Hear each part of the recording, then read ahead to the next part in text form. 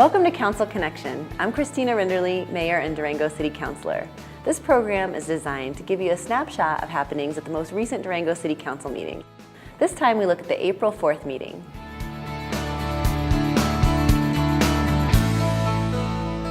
This meeting opened with a number of presentations and proclamations. Interim Police Chief Lynn Johnson was recognized for his 6 months of service and given the Honorary Police Chief Emeritus title. All I did was kind of point the way, and then they took up that work and went in the right direction. I think the leadership team of the police department is extraordinary. I think the future is bright, and they're going to take this police department from a good police department to a great police department very quickly. And I'm very honored to have served with you and to have had part of making that happen. So thank you very much. Thank you, City Council, for the support and everything that you've done for me since I've been here. I appreciate it very much. Oh, it was an honor. Thank you.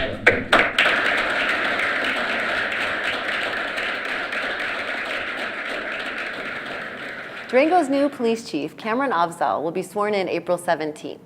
The first two proclamations declared April 4th as National Service Recognition Day, recognizing the contributions of AmeriCorps and Senior Corps participants.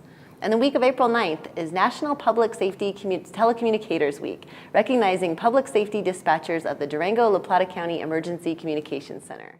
The consent agenda consisted of 13 items. Since most of these are considered routine or non-controversial, there's usually no separate discussion of these items unless a council member or a citizen requests an item to be removed from the consent agenda and considered separately.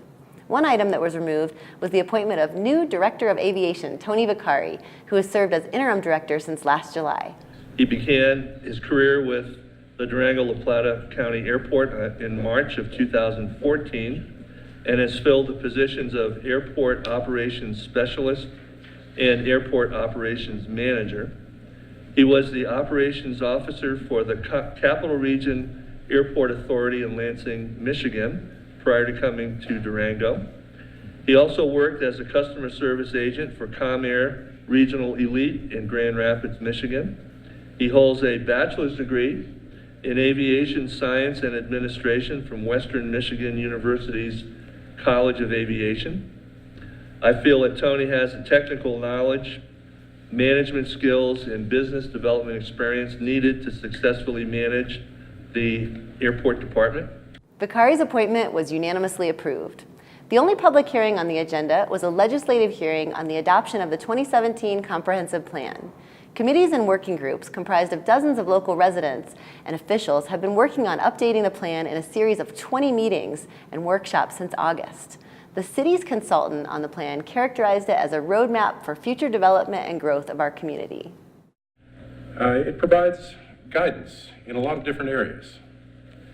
Fiscally, it helps us make sure that we put our dollars to the best use to achieve our community's goals.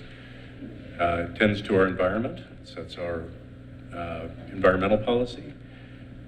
It defines character of the community, not just land uses, but the character, and expresses the importance of compatibility and how land uses relate to one another. It is not law, yet it is an important legal document.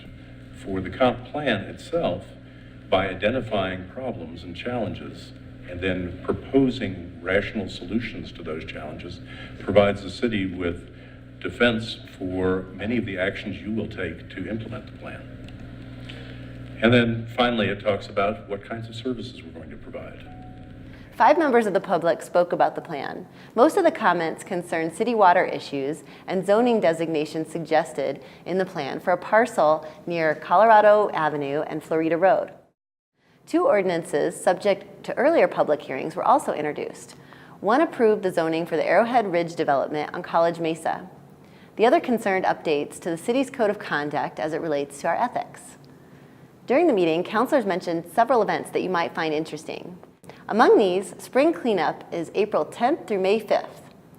You can get all the details of what will be picked up and neighborhood schedules by going to durangogov.org/cleanup. There's also a community meeting on the issue of e-bikes on city trails set for April 13th at 5 p.m. at the Rec Center. You can provide input on a draft recommendation on electric bikes on the trails. Our next study session will be April 11th at 4 p.m. We'll be conducting interviews for members to various boards and commissions. Our next regular council meeting is April 18th at 6:30 p.m. when our newly elected Durango City Councilors will be sworn in for their 4-year terms. And that's Council Connection for the April 4th Durango City Council meeting. I'm City Councilor and Mayor Christina Rinderly. This is my final Council Connection show as my second term comes to an end with the April 4th election and swearing in of the winners, Melissa Youssef, Dean Brookie, and Chris Bettine. My congratulations to all of them. It's been a great honor for me to serve you for 8 years, including 2 terms as mayor. Since 2009, we've weathered a recession and emerged as a stronger community. We've acquired hundreds of acres of open space, expanded trails, and more. We have a single stream recycling program, a beautiful library, bustling recreation center, our river trail, a growing public art collection, a reconstructed Florida Road, and future plans to improve our wastewater treatment plant and other infrastructure. The list goes on and on. A lot of credit for these accomplishments is due to dedicated city staff, volunteer board members, many long hours, and citizen engagement. I've tried to do my best through the years, studying information, listening to opinions, working on a compromise, and trying to make decisions that I felt were best for our entire community. I'd like to thank you for your support. And as I finish with this reminder, city councilors are not career politicians, but rather community members serving on a mostly volunteer basis. Remember, you can always send your public comment or support of your city councilors via email at citycouncil@durangogov.org.